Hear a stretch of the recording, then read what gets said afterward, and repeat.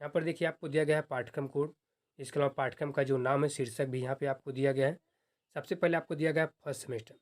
First semester में साथियों आपके देखिए एक सेमेस्टर में साथियों आपके 3 पेपर होंगे, सॉरी, तो ये बात आप ध्यान देंगे। एक सेमेस्टर में आपके 3 ही पेपर होंगे। जैसे देखिए यहाँ पे दिया है MA GO 101, ठीक है।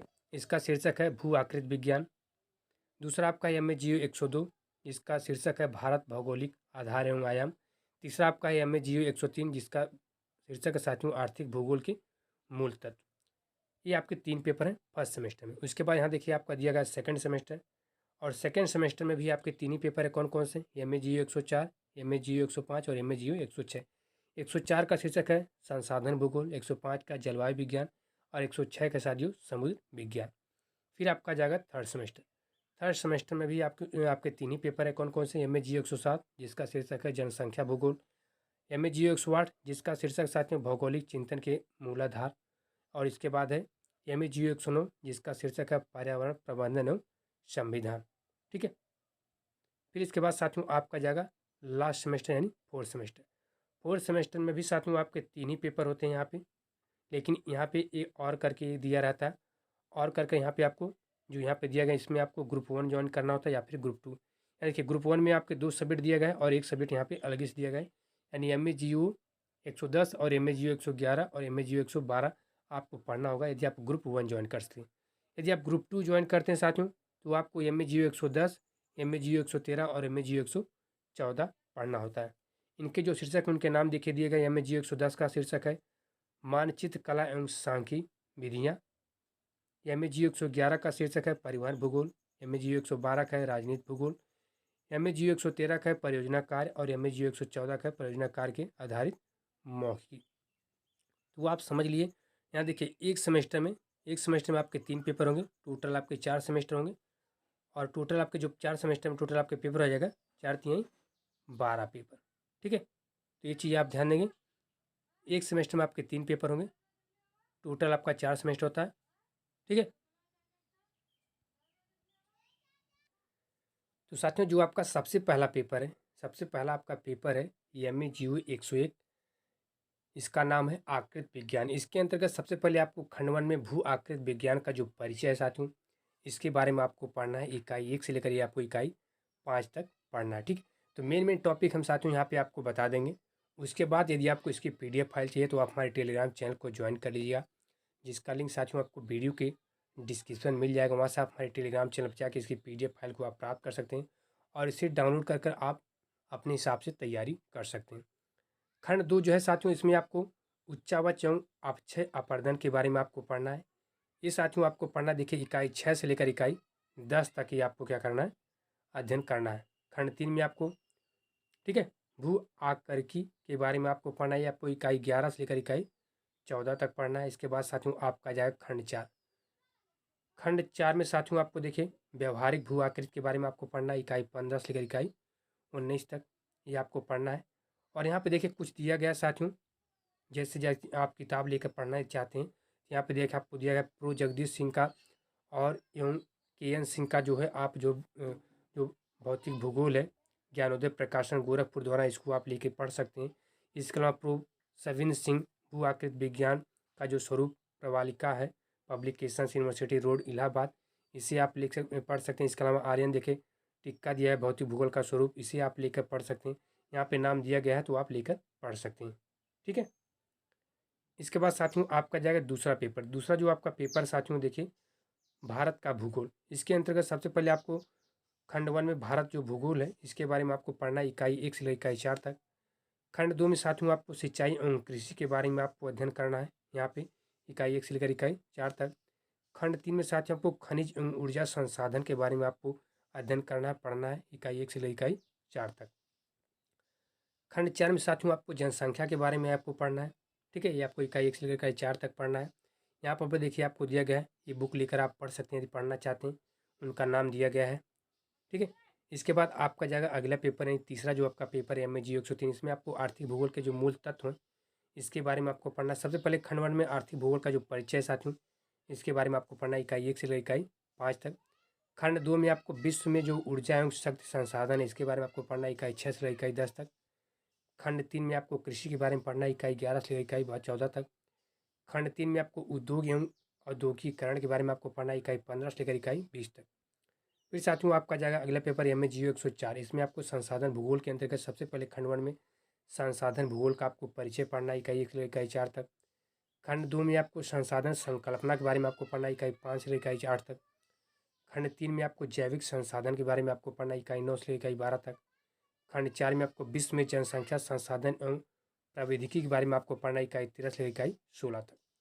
इसके बाद साथियों आपका जाएगा अगला पेपर। अगला जो आपका पेपर है एम ए जी 105, इसमें जलवायु विज्ञान के बारे में आपको पढ़ना है। इसके अंतर्गत सबसे पहले साथियों आपको खंड 1 में जलवायु विज्ञान का परिचय आपको पढ़ना है, ये आपको इकाई 1 से लेकर इकाई 5 तक पढ़ना है। खंड 2 में आपको महासागरों के जो नितल का उच्चावय है इसके बारे में आपको पढ़ना है, इकाई 6 से लेकर इकाई 8 तक। खंड 3 में आपको मानसून के बारे में आपको अध्ययन करना है, इकाई 9 से लेकर इकाई 12 तक। खंड 4 में आपको महासागरीय धाराएं उत्पत्ति एवं प्रकार के बारे में आपको पढ़ना है, इकाई 13 से लेकर इकाई 15 तक। खंड 5 में साथियों आपको विश्व स्तर पर जलवायु का प्रदेशीकरण के बारे में आपको पढ़ना है, जलवायु के प्रकार एवं उनका वितरण आपको पढ़ना है। इसके अलावा जलवायु परिवर्तन के बारे में आपको पढ़ना है, व्यवहारिक जलवायु विज्ञान की आपको परिभाषा, जलवायु एवं कृषि के बारे में आपको अध्ययन करना है। फिर साथियों आपका आ जाएगा अगला पेपर। अगला जो आपका पेपर है समुद्र विज्ञान एम ए जी 106। इसमें आपको खंड 1 में समुद्र विज्ञान की परिभाषा, विषय क्षेत्र के बारे में आपको पढ़ना है। खंड 2 में आपको महासागरों के नितल का उच्चावय के बारे में आपको पढ़ना है। खंड 3 में महासागरीय तल की लवणता तथा महासागरीय निपेश के बारे में आपको पढ़ना है। खंड 4 में आपको महासागरीय धाराएं उत्पत्ति एवं प्रकार के बारे में आपको पढ़ना है। खंड 4 में ज्वार भाटा एवं प्रवाल भित्ति के बारे में आपको अध्ययन करना है। ठीक है, फिर जो अगला आपका पेपर है एम ए जी 107 जनसंख्या भूगोल के अंतर्गत आपको सबसे पहले खंड 1 में जनसंख्या भूगोल का अर्थ, विषय क्षेत्र एवं विकास के बारे में आपको पढ़ना है। खंड 2 में जनसंख्या वितरण एवं घनत्व तथा जनसंख्या वृद्धि के बारे में आपको पढ़ना है, इकाई 4 से लेकर 8 तक। खंड 3 में प्रजनता एवं मत्यर्ता के बारे में आपको पढ़ना है, इकाई 9 से लेकर इकाई 11 तक। खंड 4 में आपको जनसंख्या संगठन के बारे में आपको पढ़ना है, इकाई 12 से लेकर 14 तक। खंड 5 में आपको साक्षरता एवं नागरिकरण तथा जनसंख्या के सिद्धांत के बारे में आपको अध्ययन करना है, इकाई 15 से लेकर 18 तक। खंड 6 में जनसंख्या समस्याएं एवं नीति के बारे में आपको पढ़ना है, इकाई 19 से लेकर 20 तक। अगला जो आपका पेपर है एम ए जी 108, इसमें आपको भौगोलिक चिंतन के मूलाधार के अंतर्गत सबसे पहले आपको खंड 1 में भौगोलिक चिंतन की परिवर्तनशील प्रवृत्तियों के बारे में आपको पढ़ना है, इकाई 1 से लेकर 4 तक। खंड 2 में आपको भूगोल का चिंतन फलक आपको पढ़ना है, इकाई 1 से लेकर 4 तक। खंड 3 में आपको भौगोलिक संकल्पनाओं के बारे में आपको पढ़ना है, इकाई 1 से लेकर 4 तक। खंड 4 में आधुनिकतावाद एवं उत्तर आधुनिकतावाद के बारे में आपको पढ़ना है, इकाई 1 से लेकर इकाई 4 तक। फिर आपका अगला पेपर आ जाएगा एम ए जी 109। इसमें साथियों आपको पर्यावरण प्रबंधन एवं संविधान के बारे में आपको पढ़ना है। सबसे पहले आपको पर्यावरण जो पारिस्थितिकी तंत्र एवं मानव है इसको आपको पढ़ना है। ठीक है, ये साथियों आपको देखिए पढ़ना है, इकाई 1 से लेकर इकाई 4 तक। पर्यावरण का समृद्ध दुष्चक्र आपको पढ़ना है, इकाई 5 से लेकर इकाई 8 तक। वनस्पति मिट्टी एवं परिस्थिति तंत्र के बारे में आपको अध्ययन करना है, इकाई 9 से लेकर इकाई 12 तक। प्रदूषण एवं प्राकृतिक आपदाओं के बारे में आपको पढ़ना है, इकाई 13 से लेकर 18 तक। फिर आपका अगला पेपर आ जाएगा एम ए जी 110। इसमें आपको मानचित्र एवं मानचित्र प्रक्षेप के बारे में आपको पढ़ना है। ठीक है, सबसे पहले आपको मानचित्र की परिभाषा पढ़ना है, मानचित्र का प्रक्षेप पढ़ना है, शक्काकार प्रक्षेप के बारे में आपको पढ़ना है। खंड 2 में आपको बेलनाकार प्रक्षेप एवं ध्रुवीय प्रक्षेप के बारे में आपको पढ़ना है, इकाई 1 से लेकर 3 तक। खंड 3 में आपको भौमिकी मानचित्र के बारे में आपको अध्ययन करना है, इकाई 1 से लेकर 3 तक। खंड 4 में आपको सांख्यिकी के बारे में आपको पढ़ना है, इकाई 1 से लेकर 3 तक। इसके बाद अगला जो आपका पेपर है परिवहन भूगोल, इसके अंतर्गत साथियों आपको सबसे पहले खंड 1 में परिवहन भूगोल की परिभाषा, विषय क्षेत्र के बारे में आपको पढ़ना है, क्षेत्रीय अंतर प्रक्रिया छप के बारे में आपको पढ़ना है, परिवहन के माध्यमों का बारे में आपको पढ़ना है, परिवहन के माध्यम एवं साधन के बारे में आपको पढ़ना है।